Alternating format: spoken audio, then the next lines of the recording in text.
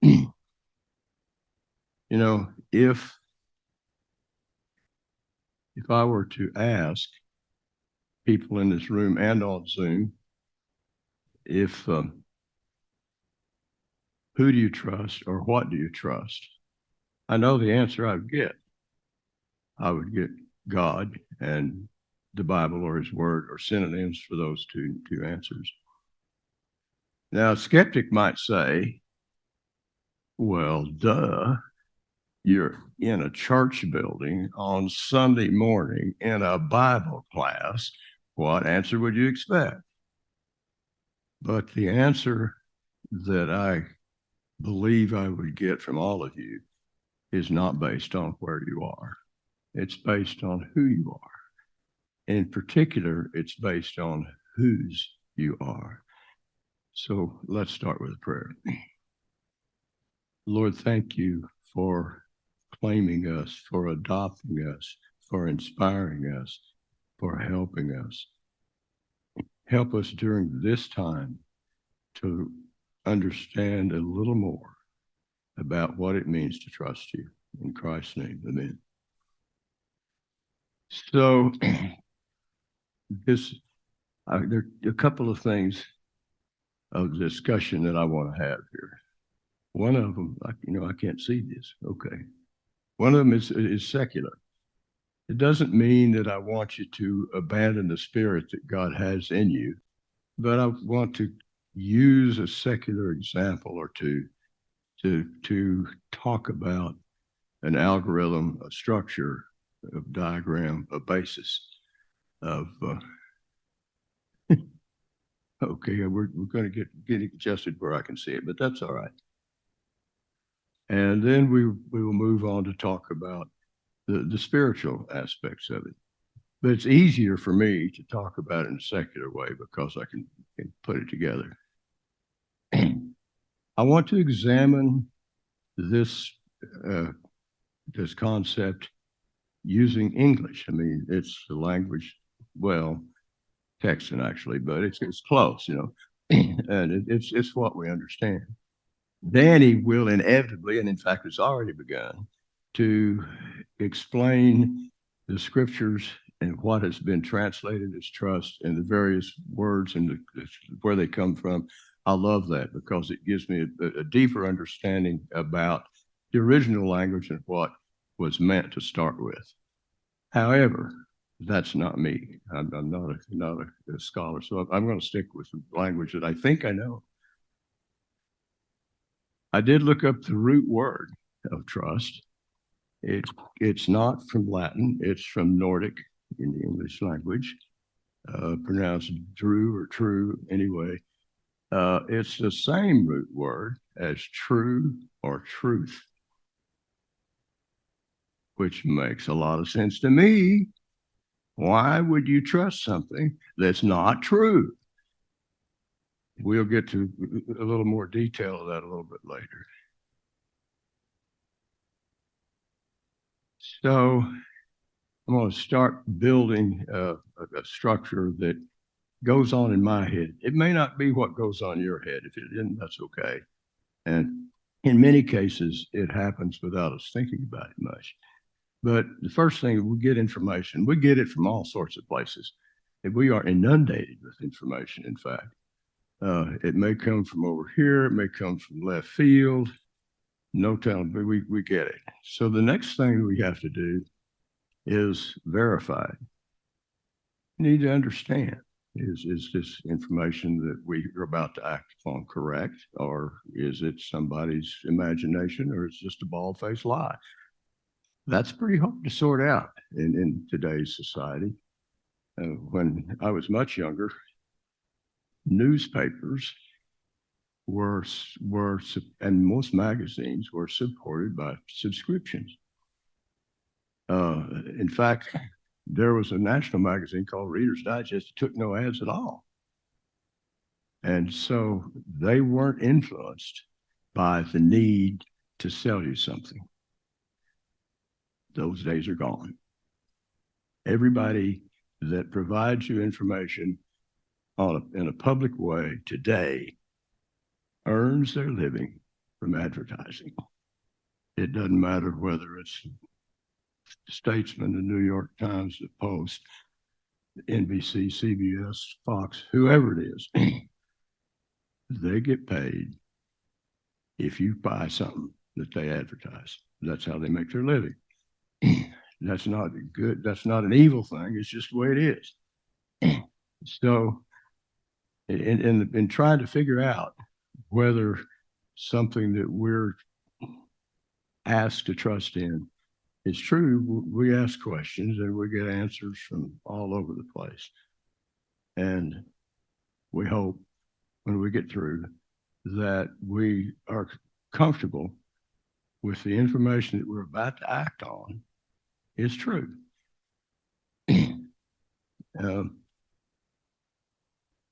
This is in deference. Let me go through this first. If you look at the scripture as John describes Jesus' trial, it says, "For this purpose I was born, and for this purpose I've come into the world to bear witness to the truth. Everyone who is of the truth listens to my voice." And Pilate's response is, "What is truth?" Now, scholars have taken a lot of different positions on the scripture and on Pilate's question. Mine is real simple. It's the tyrant's taunt. He has the power. He's going to do what he's going to do, and what's true or not does not matter at all. Or the other way to say the same thing is that what's true is what I say is true. And it has echoed down the ages for almost 21 centuries now. And it's dangerous. It results in disaster. And somehow or another, we have to figure out it's threats to Christianity. It's a threat to the rule of law. It's a threat to freedom. And we have to be alert to this problem.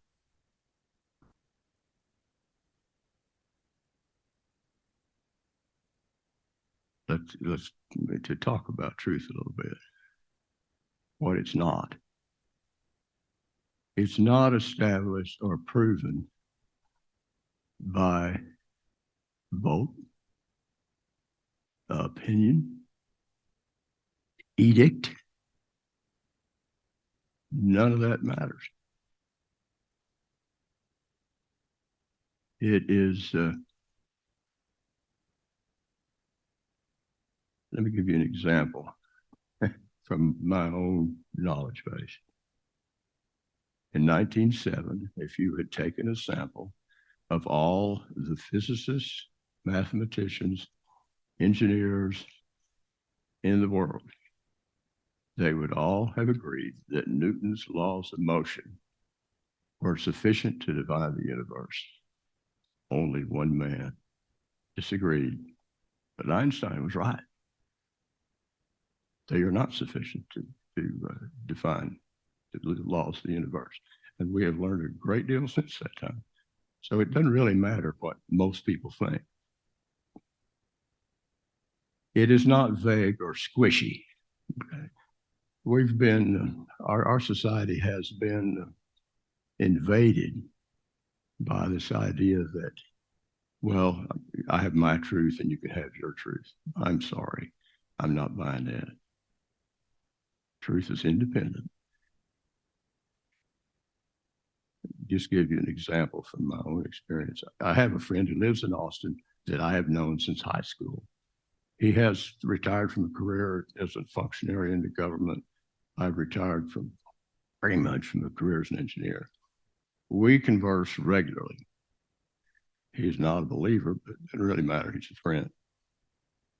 And he came to the University of Texas after we graduated from high school, and I went to Houston to go to Rice. Well, that year, in my memory, the Texas football team came to Houston, and we beat them 28-6. Now, you notice how I use we? That's the beauty of spectator sports. when the team wins, it's we, right? And when they lose, it's they. So we as spectators never lose. Isn't that great? Anyway, it's not true, but it's great anyway. But he may say, no, no, no, no. Rice never beat Texas that much, never.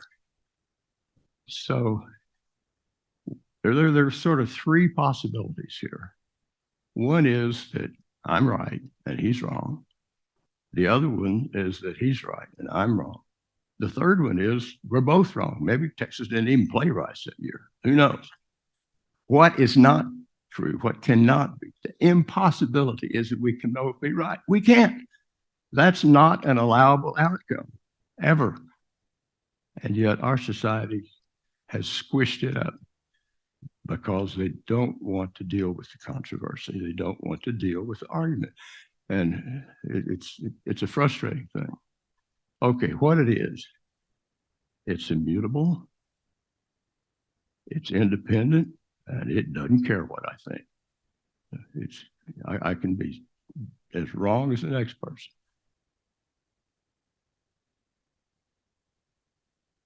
It's honest. It's steadfast. Oh, by the way, I see you're taking notes. If you guys want to copy this when it's over, I'll be happy to give it to you. And it's lasting. It does not expire. Dave likes these cartoons, and I love this, and I'll let you read this.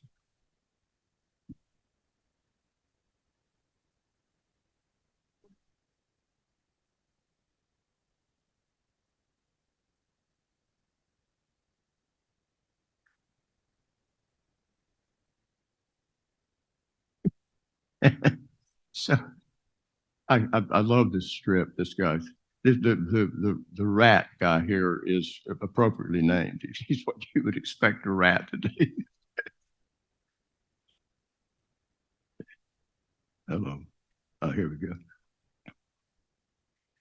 Now read this one too, if you would.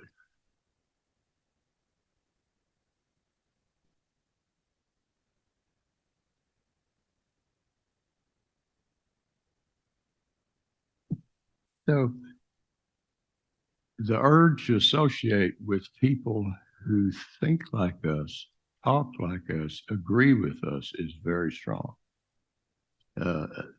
Actually, it informs our behavior as a church body. We get together on Sunday to socialize, to learn, to worship, but largely to reinforce each other in what can be a difficult path. So it's not necessarily a bad characteristic. It can be used for good, and it is often. But when we limit our association to other Christians, the church will die. Because our children, as I've discovered, and some of you discovered, are not necessarily going to be believers. And we can't produce enough of them that the fraction of them is going to keep the church going. If we don't associate in the world, with people regularly, how are they going to see the Spirit that we believe lives in us? They can't. So we got to get out there, and we have to take the chance that we're going to be hurt, that we're going to be misunderstood, and as I said at the start of this talk, I know whose you are, and the reason I know that is I know you well enough to have seen the fruits of the Spirit in your lives. I see the good things that you do for people, not for just each other, but for neighbors and associates, people you meet, people you work with. And I know that I've only seen a tiny fraction of the good things you do. many of the things that you do, you don't even think about. It's as natural as breathing or walking. It just happens. And I've been the beneficiary of a lot of it. And I'm grateful for that. But we need people outside our group to also be the beneficiary of our commitment to the truth. So now I'm coming back through to the diagram again. Let's suppose that we have been careful and that we have not just taken the word of people that we agree with or something that we're going to trust. So I got to ask you to tell me, and have a microphone here because I'm going to hope that people will participate, and people on Zoom as well. I don't see you, but I'm sure you're there. What do you trust? In addition to God and his word, what do you trust? Don't all talk at once. Anybody? Any Zoomers want to? Well, I trust my oldest child very much All right. And why? because she's proven herself to me through the years. There you go. There you go. Yeah. That's what's missing from my diagram, as you'll see when we get through with it, is a feedback loop, which Mona just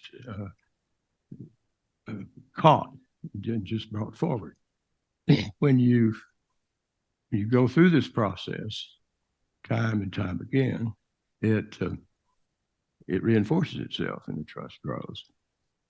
So what else? Anybody else? How'd you get here this morning? You drove in an automobile. Was yours the only car on the road?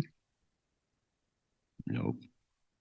So you trusted total strangers to behave in a way that's safe for everybody. And I came down the road at 50 miles an hour. There are cars coming the other way at 50 miles an hour. If one of those people broke the trust, I wouldn't be here. And they do occasionally. You know, you probably remember that I have a friend and his wife involved in a motorcycle accident a few years ago. She's functioning on one leg now. They almost lost their lives. In October of 2017, I had a reunion with my high school class. And did it in Amarillo because nobody goes to my hometown anymore. And one of the ladies that I've known since we were about that high was gone by Christmas. She's driving up the highway, got a pickup truck, swings across the road, head on, she dies the scene. Boom. You know. So sometimes the trust is betrayed. That's very different than what we're going to talk about in the spiritual world. Hello, anybody? Uh-oh, I'm in serious trouble here.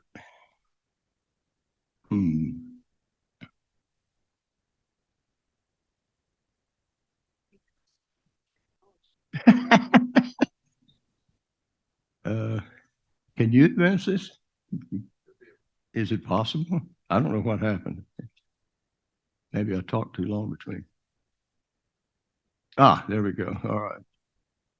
So one of the things that we inevitably do in this whole process is examine whether it's worth it.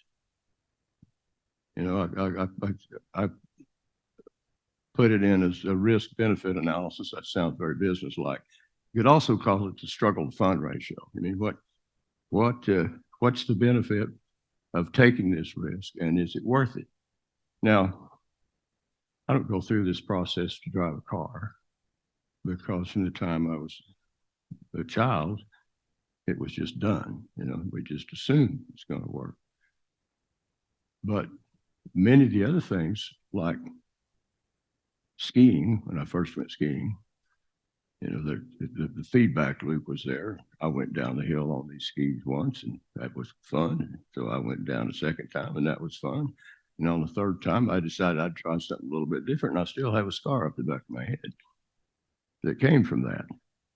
So sometimes our estimates of the cost and benefit are off, especially when we're younger. You know, when I was 18, I was indestructible. There wasn't anything going to damage me because I was me, you know. As you get a little older, you discover that's really not true. Finally, after all of this work, you get to something that you trust in. Now, what's missing from this diagram is a feedback loop, because it's also true that once you've trusted in information, in action, and it succeeds, then you tend to trust more. And the next time, as Mona pointed out, and that's also true in the spiritual realm. Boy, that didn't take long. So I'm open. I would appreciate your feedback, your comments. Are there other things that you've experienced either in your secular life right now that you trust? And if so, why?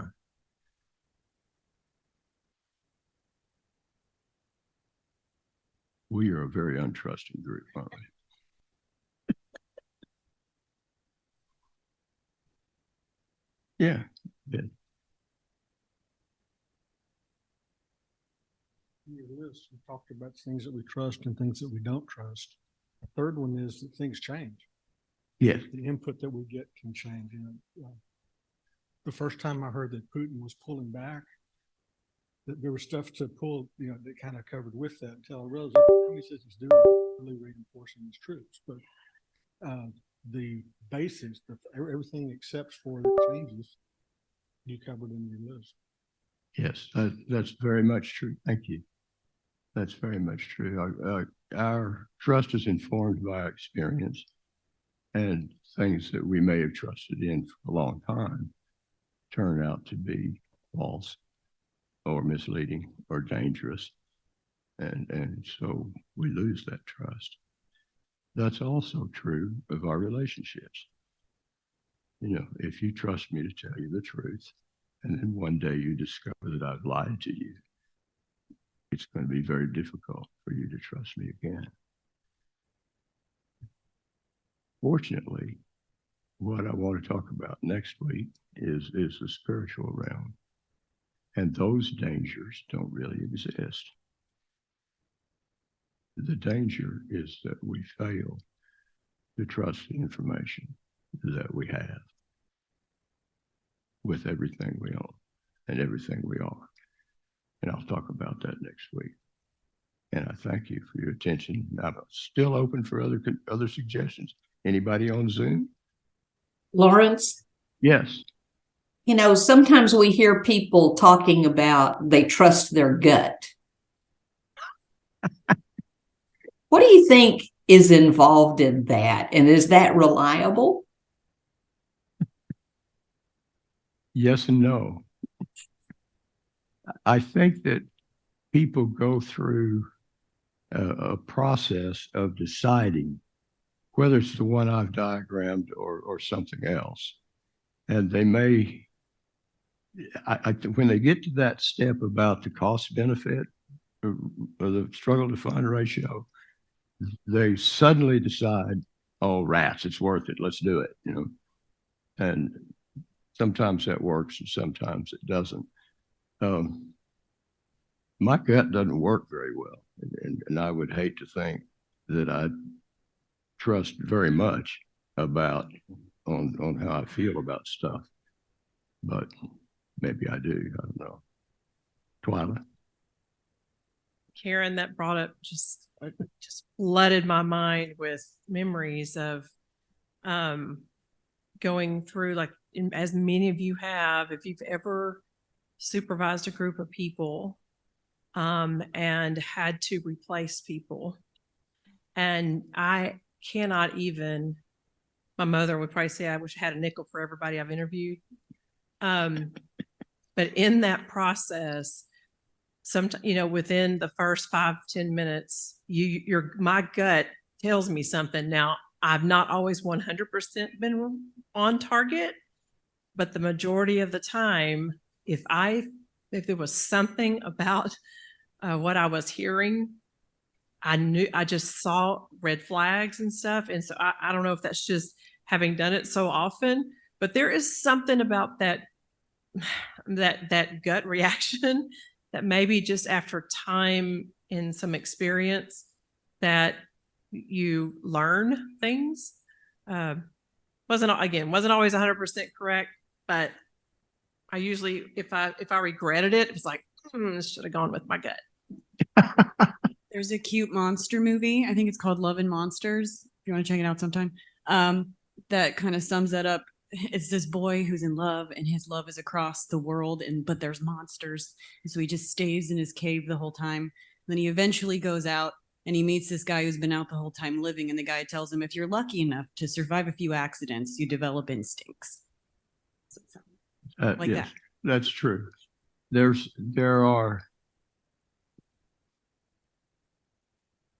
We develop in our heads, and not really in our guts, a sense of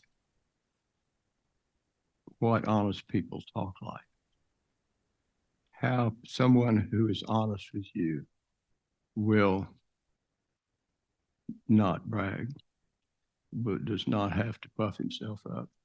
And you're right, in an interview, it goes pretty quickly.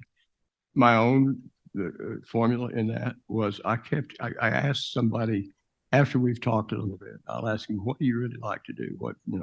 What's exciting to you? And then I'll continue to ask questions about that. I will dig deeper. And if that person never gets to the point where it says, I don't know, I don't hire him. That's not a gut, that's an algorithm.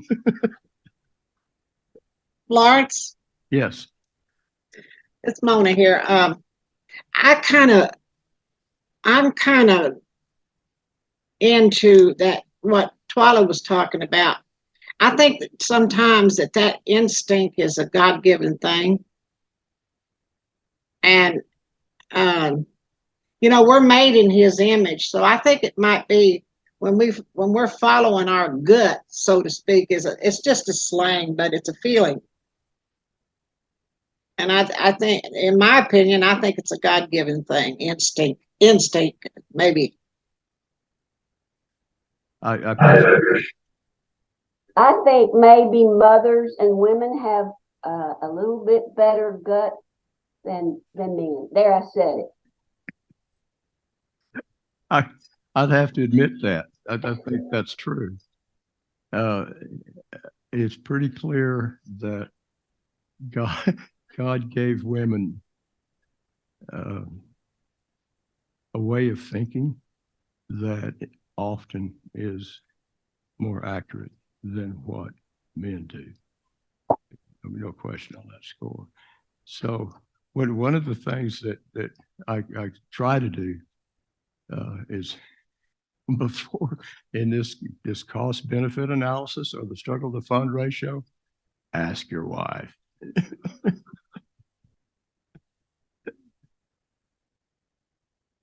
All right. Well, we still have some time for fellowship before worship. Thank you for your attention. Next week, we're going to chat about trust in the spiritual sense, in the scriptural sense, in the God sense.